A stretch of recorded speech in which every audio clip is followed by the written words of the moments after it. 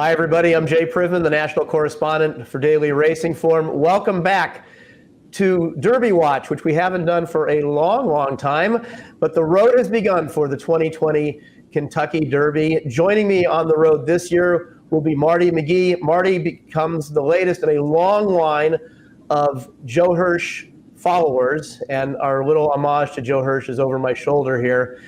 His little name tag that he had in the press box at Hialeah. He did Derby Watch and its predecessor Derby Doings back in the day. Myself, Mike Watchmaker, and now Marty McGee among those who knew Joe and have carried on the tradition. Welcome aboard, my friend.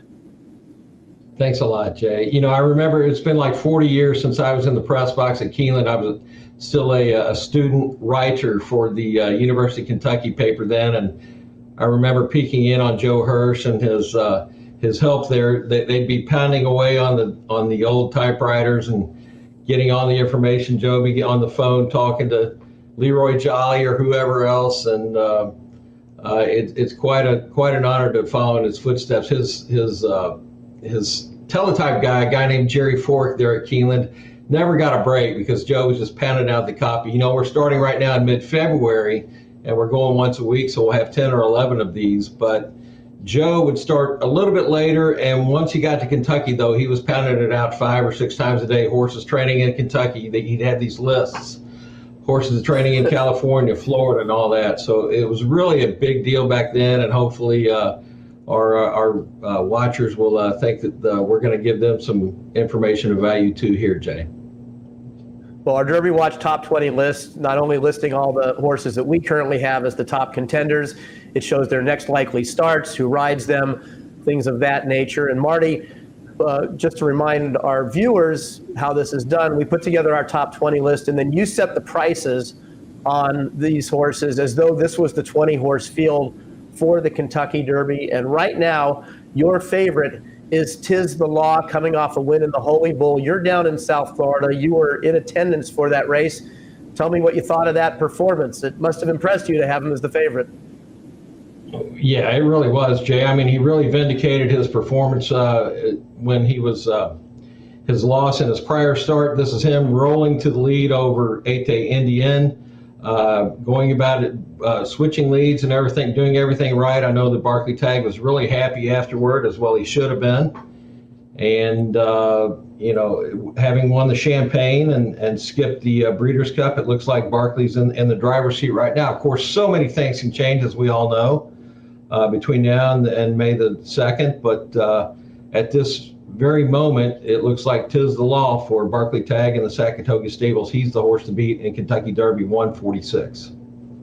And you reported the other day coming out of that race that they're going to await the Florida Derby for his next start, so we'll wait to see him then. The road to the Derby, it kind of heats up this weekend with the Risen Star. It's one of the 3 point-scoring races that'll be run over the holiday weekend.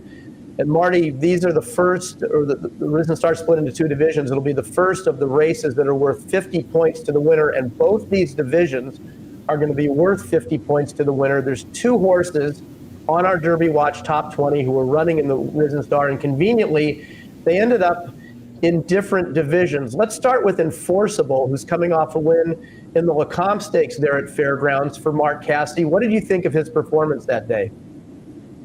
He's kind of a grinder. He's kind of a throwback to the old horses, the My Dad Georges and the Jim Frenches. He's putting some races on his PPs the way that a lot of these modern horses haven't been doing in recent years, Jay. But he's one of those horses who's gonna need a trip to succeed, not only in this race but going forward too. I like how Fairgrounds has moved to the 1 1/8 Risen Star, the 1 3/16 Louisiana Derby, kind of stair-step their way to the 1 1/4 the Kentucky Derby. That's new for this year, and it adds a little bit of intrigue.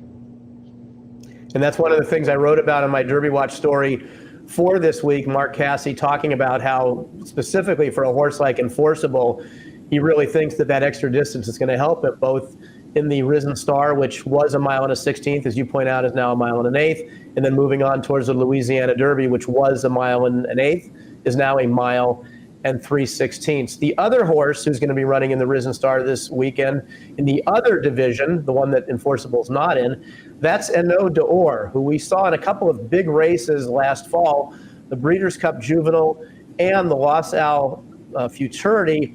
And Marty, in the Breeders' Cup, he was a sharp second to Storm the Court, who ended up being the divisional winner and ended up winning that, not only the Breeders' Cup race, but being named the champion of the division. What did you think of Eno d'Or's performance this day, and what are your expectations for him on Saturday? Well, I hope he runs big. I really like the fact that we face on the Triple Crown scene and Blaine Wright, good guy by all accounts. And, he might have hung a little bit here in the Breeders' Cup and maybe the same thing in the Los Al Futurity, but there's still a lot of time for him to progress and for him to get better. And I think with both of those performances, Jay, he shows that he belongs with the elite and among the top 10 here on the Derby Watch. So there's just a handful of horses on our Derby Watch Top 20 running this week. Not only the two that we just mentioned, Gouverneur Morris has entered in an allowance race on Friday at Tampa. But Marty, it'll really start heating up over the coming weeks. And I wanted to turn our attention to a couple of weeks from now. The Fountain of Youth Stakes will be run, and that'll be the first race as a 3-year-old for Dennis's Moment.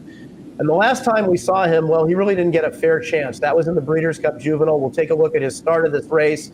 Obviously, it's a throwout for him, but what are your thoughts on how he's trained down there? You've seen him in South Florida, and your expectations for him coming off the bench. Well, Dale Romans is working 5 times already, starting in early January. He's going to work him every weekend toward the Fountain of Youth. He's happy with him.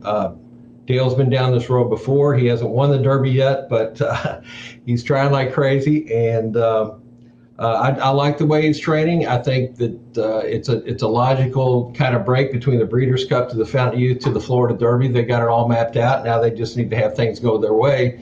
This horse has been a hit or miss kind of horse. He's run 2 giant races, and then he's had 1 race where he lost a jockey in his career debut, and then that, of course, in the Breeders' Cup when he was 9-10. That's how highly he was regarded to be odds on in the Breeders' Cup Juvenile. So, a lot of hope for Dennis's Moment going into these races. The other point-scoring races coming up this weekend are the El Camino Real Derby. That's on Saturday at Golden Gate Fields. That race actually is a win and you're in for the Preakness Stakes, the second leg of the Triple Crown. And then on Monday is the Southwest Stakes. That's at Oaklawn Park. That race is going to be worth 10 points to the winner, and those horses will move on towards races like the Rebel and then the Arkansas Derby. And as we move on down this road to the Kentucky Derby, Marty and I will be around every week to recap what we've done in terms of our Derby Watch Top 20, preview the weekend's big races, and offer our thoughts reviewing the races that were run the past weekend. For Marty McGee, I'm Jay Privman. Thanks for watching. We'll see you next week.